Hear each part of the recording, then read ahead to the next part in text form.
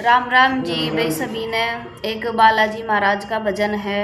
बाबा के सामने एक माँ अरदास लगा रही है और अरदास कैसे लगा रही वो हम आपको बताओगे इस भजन में। आपने अच्छा लगे तो लाइक करना, शेयर करना और भाई कमेंट सेक्शन में बताना कि हमारा भजन कैसा लगा। चैनल को सब्सक्राइब करना।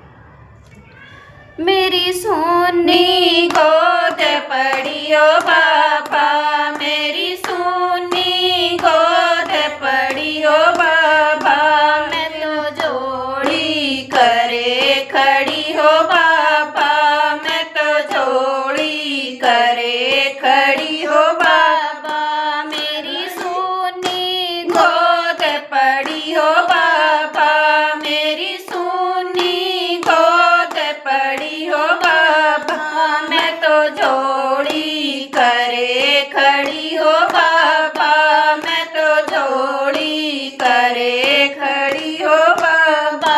सामण का महीना आवे से, सामण का महीना आवे से, मेरी नीसू खड़ी लखावे से, मेरी नीसू खड़ी लखावे से, ऐसा ब्योत बना दे हो बाबा, ऐसा ब्योत बना दे हो बाबा, नीसू ने भाई दे बाबा, नीसू ने भाई दे बाबा, मेरी सोनी गोद पड़ी हो बाबा, मेरी सोनी गोद पड़ी हो बाबा, मैं तो जोड़ी करे खड़ी हो बाबा, मैं तो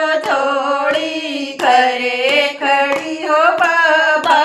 या रक्षा बंधन आवे से, या रक्षा बंधन आवे से, मेरी अनसी खड़ी लखावे से, मेरी अनसी खड़ी लखावे से, ऐसा